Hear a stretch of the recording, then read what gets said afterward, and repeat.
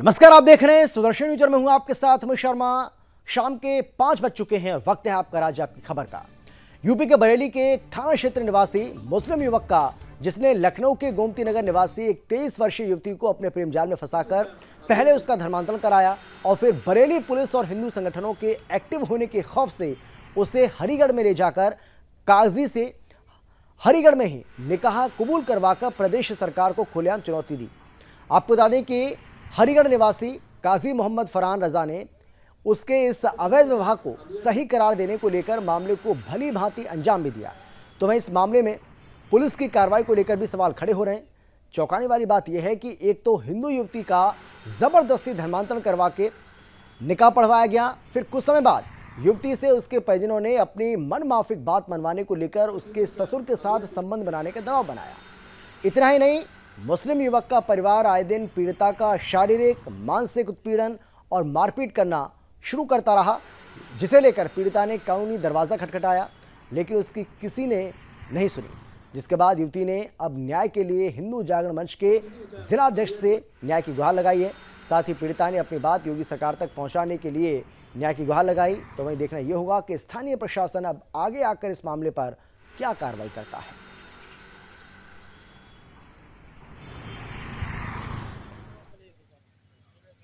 Sir, दरअसल मैं एक लव जिहाद की शिकार हुई हूँ, महिला हूँ। 2020 में मेरा धर्म परिवर्तन किया गया था लव जिहाद के द्वारा, और फिर उसके बाद मुझे दरबदर कर दिया गया। जिन्होंने किया मेरे साथ ऐसा काम, उनका नाम है अबू आमिर अंसारी। और चूँकि आज मैं बरेली इसलिए खड़ी हूँ क्योंकि अलीगढ़ में ये घटना घटित की गई। हाँ, ये कोई पहला केस नहीं है, ये आए दिन ऐसी घटनाएं सुनते रहते हैं। ये जिहादी हमारी बच्चियों को बहला फुसला के अपने चार पैर में फंसा करके धर्म परिवर्तन करके निकाह का एक मजहब में एक सिर्फ कंटेक्ट मैरिज करते हैं, दिखावा करते हैं कि शादी हो गई, लेकिन इनमें तो वैसे भी कोई शादी कोई इनका कोई वो नहीं है, ना ही कोई उसका कोई मकसद है। मकसद सिर्फ एक यही है, हमारी हिंदू बच्चियों के ऊपर अत्याचार और जिहाद जैसी घटनाओं को करना। जहां एक और सूबे की योगी सरकार ने करोड़ों की लागत से गौशालाओं का निर्माण कराया है, तो वहीं उनके ही मुस्लिम अधिकारी गौ माताओं की जमीन पर अपनी हट धर्मी से पेड़ लगाने में लगे हुए हैं। दरअसल मामला है बिजनौर के थाना शेरकोट के ग्राम नांगल बुधवा का, जहां अस्थायी गौ आस्थ्य स्थल के नाम से गौशाला का निर्माण कराया गया, जहां गांव में ही जमीन 85 बीघा चारे के लिए आवंटित की गई थी। ग्रामवासियों का आरोप है कि इस गांव के सेक्रेटरी नसीम अहमद, प्रधान फरोजा खातून अवैध रूप से पेड़ लगाते नजर आ रहे। ठेकेदार रईसुद्दीन, तीनों लोग मुस्लिम हैं जो गौ माताओं की जमीन पर पेड़ लगाकर कब्जाने में लगे हुए हैं, जबकि ये भूमि गौ माताओं के चारे के लिए आवंटित की गई थी, जिसको लेकर इसका ग्रामवासियों ने विरोध किया है।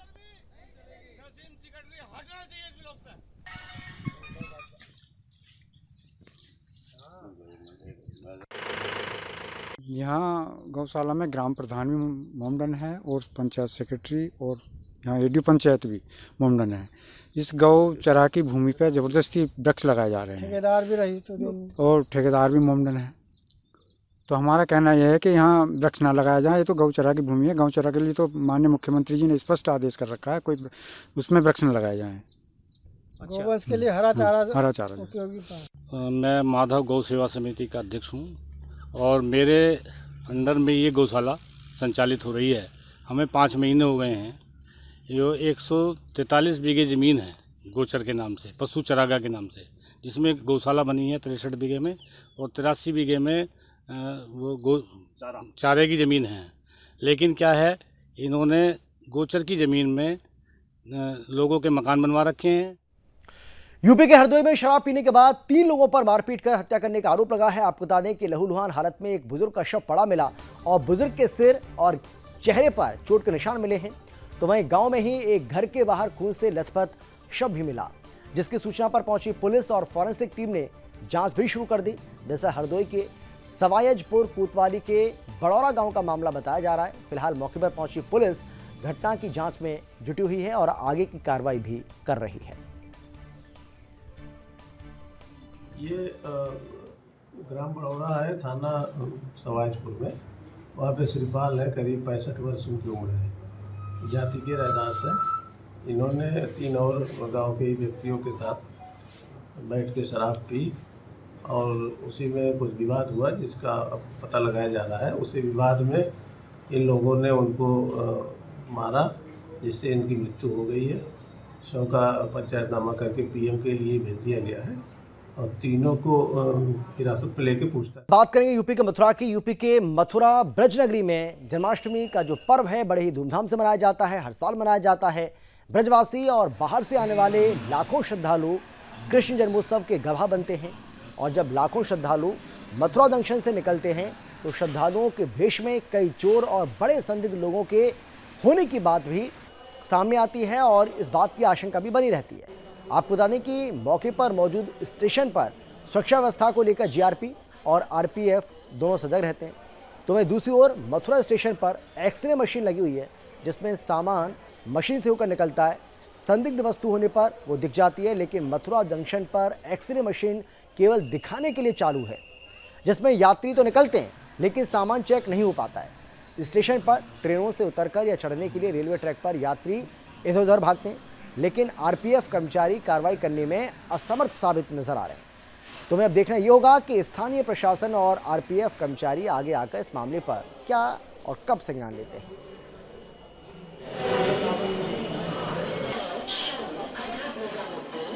देखिए, मथुरा आगरा मंडल के लिए सबसे महत्वपूर्ण स्टेशन है और जैसे कोई खास पर्व आते हैं तो वहाँ पे सुरक्षा व्यवस्था बढ़ाई जाती है, एडिशनल स्टाफ डिप्लॉय किया जाता है।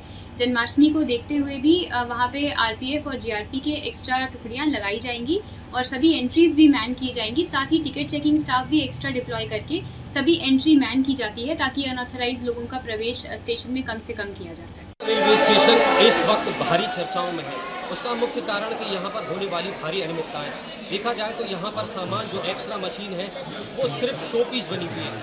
बात करें मथुरा स्टेशन की, जहाँ शौचालय बने हुए हैं लेकिन पे एंड यूज़ का वहाँ पर इस्तेमाल किया जा रहा है, जनता से पैसे लिए जा रहे हैं। कई दर्जन वेंडर्स जो यहाँ पर अवैध रूप से काम कर रहे हैं। अब इससे सबसे बड़ी बात यह है कि हाल ही में जन्माष्टमी आने वाली है, ऐसे में सुरक्षा और सफाई को लेकर क्या रेलवे पूरी तैयारी कर पाएगा या नहीं। मोहन प्रसाद मीना, सुदर्शन न्यूज, मथुरा। यूपी के मुरादाबाद जिला कारागार के वरिष्ठ जेल अधीक्षक पीपी सिंह का कहना है कि जनपद मुरादाबाद के जिलाधिकारी कार्यालय से प्राप्त आदेश के मुताबिक 31 तारीख अगस्त के दिन रक्षाबंधन का त्यौहार मनाया जाएगा। आपको बता दें कि सुबह 8 बजे से राखी बांधने का कार्यक्रम शुरू हो जाएगा और सभी मौजूद बहनों से राखी बंधवाई जाएगी। इसके लिए जेल प्रशासन की ओर से रक्षाबंधन को लेकर व्यवस्था पर पूरी नजर रखी गई। जेल प्रशासन की रक्षाबंधन को लेकर तैयारी की जानकारी देते हुए वरिष्ठ जेल अधीक्षक का कहना है कि पूर्व के वर्षों की भांति जो शासन द्वारा निर्देशित किया गया, जो भी महिलाएं मुलाकात के लिए आएंगी, क्योंकि रक्षाबंधन का त्यौहार है तो पुरुष बंदियों को राखी बांधने के लिए महिलाएं ही आएंगी। उनके लिए जिला कारागार प्रशासन द्वारा उनके बैठने, पानी और नाश्ते की व्यवस्था कारागार प्रशासन द्वारा की जा रही है, जिससे उनको रक्षाबंधन के त्यौहार के मौके पर कोई परेशानी का सामना ना हो। जनपद मुरादाबाद के जिलाधिकारी कार्यालय से प्राप्त कैलेंडर के अनुसार 31 तारीख के दिन जो है रक्षाबंधन का त्यौहार मनाने के लिए निर्देश दिए गए हैं। सभी जगह 31 को ही रक्षाबंधन का त्यौहार मनाया जा रहा है। पूर्व के वर्षों की भांति जो शासन द्वारा निर्देश दिया गया है कि जो भी महिला बंदी महिला मुलाकात के लिए आएंगी, और चूँकि रक्षाबंधन का त्यौहार है तो जाहिर सी बात है कि पुरुष बंदियों को राखी बांधने के लिए महिला ही आएंगी। यूपी के मुजफ्फरनगर के रुड़की रोड पर स्थित अयान आइस फैक्ट्री पर 2 जनपदों की विजिलेंस टीम के संयुक्त ऑपरेशन में देर रात छापेमारी की गई, जिसमें बड़ी मात्रा में बिजली चोरी पकड़ी गई है। दरअसल Ayaan ice factory Samajwadi Party के पूर्व प्रदेश सचिव राशिद सिद्दीकी की बताई जा रही है। आपको बता दें कि जहां 52 किलोवाट भार का विद्युत कनेक्शन स्वीकृत कराया गया था, जिसमें से 40 किलोवाट बिजली चोरी की जा रही थी और बिजली चोरी की सूचना पर पहुंची विजिलेंस की टीम को भ्रमित करने के उद्देश्य से अमोनिया गैस का रिसाव किया गया, जिससे टीम में शामिल कई कर्मचारियों की हालत बिगड़ने लगी। इतना ही नहीं, विद्युत विभाग की विजिलेंस टीम की हत्या का प्रयास भी किया गया, लेकिन विजिलेंस की टीम ने बिजली चोरी रोकने में उसमें कामयाबी हासिल कर ली। अब विभाग के द्वारा आरोपियों के खिलाफ एफआईआर दर्ज कराई जा रही है। साथ ही विद्युत विभाग को हुए नुकसान की भरपाई के लिए भी आकलन कर एस्टीमेट बनाया जा रहा है। जब हम लोग चोरी पकड़ने के उपरांत उनसे बातचीत करते हुए जो चोरी की केबिल है उसको कब्जे में लेने का प्रयास कर रहे थे, तो जब हमारी टीम एमआरआई की टीम एई मीटर की जो टीम एमआरआई करने गई है, उस समय उन्होंने अमोनिया गैस का रिसाव कर दिया, जिससे सभी की आंखों में जलन और सांस लेने में प्रॉब्लम होने लगी, जिसके कारण से उनकी जो चोरी की केबिल हम लोग कब्जे में नहीं ले पाए। लेकिन फिर भी इनका मुकदमा पूरी तरह से दर्ज किया जा रहा है और कार्रवाई पूर्ण कर ली गई है। असम के डिब्रूगढ़ में 100 बिस्तर वाला प्राकृतिक चिकित्सा अस्पताल बनेगा। इसको लेकर केंद्रीय मंत्री सर्बानंद सोनोवाल ने जमीन का निरीक्षण भी कर लिया है। साथ ही प्राकृतिक चिकित्सा के क्षेत्र में बढ़ावा देने को लेकर ऊपरी असम के डिब्रूगढ़ में प्राकृतिक चिकित्सा अस्पताल खोला जाएगा। दरअसल डिब्रूगढ़ के बरवा ब्लॉक के अंतर्गत जोकाई दिहिंग खामटी घाट में 45 बीघा जमीन आवंटित की गई। आयुष मंत्रालय के तहत 100 करोड़ की लागत से बनने वाले 100 बिस्तर वाला अत्याधुनिक आयुष नेचरपैथी अस्पताल की जमीन का जायजा लिया गया और आगामी 2 वर्षों में बनकर तैयार होने वाला प्राकृतिक चिकित्सा अस्पताल के परिसर में गवेषणा केंद्र, शिक्षा चिकित्सा, योगासन आदि सभी की सुविधा होगी। केंद्रीय मंत्री सर्बानंद सोनोवाल के निरीक्षण के समय केंद्रीय राज्य मंत्री रामेश्वर तेली, विधायक प्रशांत फुकन, विधायक विनोद हजारिका और आयुष मंत्रालय के अधिकारी उपस्थित रहे।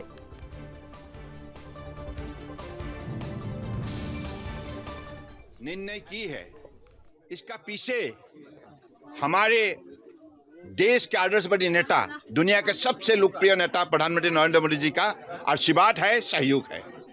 उनके मार्गदर्शन से, उनके दिशा निर्देश से देश भर में, हर प्रदेश में, हर केंद्रीय शासित इलाका में आज आयुष का हॉस्पिटल, कॉलेजेस और यूनिवर्सिटी भी बन रहा है और बन चुका है। पिछले 9 साल निरंतर परम आदरणीय प्रधानमंत्री जी की निर्देश और मार्गदर्शन सहयोग की वजह से आज आयुष जाग उठा है और दुनिया में काबिलियत दिखाने के लिए आज विशेष रूप से उन्होंने अपना पहचान बनाया है। राजस्थान के छाबड़ा में लैंड जहाज लगातार जारी है। आपको बता दें कि अंधेर स्थानीय नगर पालिका प्रशासन छबड़ा की नाक के नीचे खेल चल रहा है, जहां सरेआम जहादियों द्वारा अरबों रुपए की सरकारी बेशकीमती जमीन पर जहादियों का कब्जा कर अतिक्रमण किया जा रहा है, जहां प्रशासन कई चक्कर काटने के बाद कोई कार्रवाई देखने को नहीं मिलती है। आपको बता दें कि इस खबर को सुदर्शन न्यूज़ ने प्रमुखता से दिखाया, तो वहीं अब एक बार फिर से वार्ड पार्षद ने स्थानीय प्रशासन, विधायक, नगर पालिका अध्यक्ष कैलाश चंद जैन को समय समय पर शिकायत की, लेकिन इसके बावजूद कोई कार्रवाई देखने को नहीं मिल रही। आपको बता दें कि छबड़ा की हृदय कहलाए जाने वाली इंदिरा कॉलोनी के मध्य नगर पालिका द्वारा बनाई गई सब्जी मंडी में न कि सब्जियां बिकती हैं, बल्कि सब्जी मंडी में धड़ल्ले से कब्जा करके फर्नीचर मंडी या पार्किंग स्थल बनाने की कवायद चल रही है। यहां पर मंडी के अंदर फर्नीचर की दुकान देखी जा सकती है, कई वाहन खड़े होते हैं। इतना ही नहीं, मंडी के अंदर सब्जी बेचने के प्लेटफॉर्म, टीन सेट, जो टीन शेड है वो सब खाली पड़े हैं, जहां केवल गंदगी का अंबार लगा हुआ है, लेकिन मंडी में अंदर सब्जी बिकते हुए नहीं दिख रही है। मंडी के बाहर सरकारी भूमि पर जहादी कब्जा कर सुबह के वक्त थोक सब्जी मार्केट लगातार नजर आता है, जिसके चलते रोड ब्लॉक हो जाता है। अब देखना यह होगा कि स्थानीय प्रशासन इस मामले पर आगे आकर क्या संज्ञान लेता है और क्या इन भूमाफियाओं के खिलाफ कोई कड़ी कार्रवाई की जाती है या फिर नहीं। जमीन को मुक्त करा के ऑक्शन में लेते हैं तो नगर पालिका की आय बढ़ती है और अंदर बाहर की जो सब्जी विक्रेताओं को या तत्व लोग बैठे रहते हैं उनको से यहाँ मुक्ति मिलेगी और विकास का एक नई राह खुलेगी। विषय को लेकर आपने चेयरमैन से और सेक्रेटरी से बात की, तो उस पर आपको उन्होंने क्या कहा?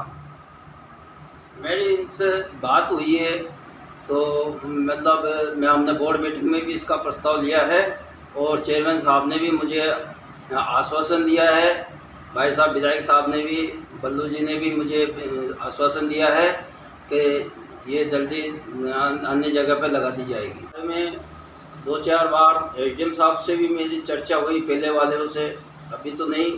और यहाँ पे सुबह सुबह की इतनी भीड़ रहती है, जो ये सब्जी मंडी 20 बस्ती में आ चुकी है और यहाँ इतनी भीड़ रहती है कि आने जाने में बहुत परेशानी रहती है। और इसी के साथ ही इस बुलेटिन में फिलहाल इतना ही, लेकिन देश और दुनिया की बाकी खबरों के लिए आप देखते रहिए सुदर्शन न्यूज़। जय हिंद।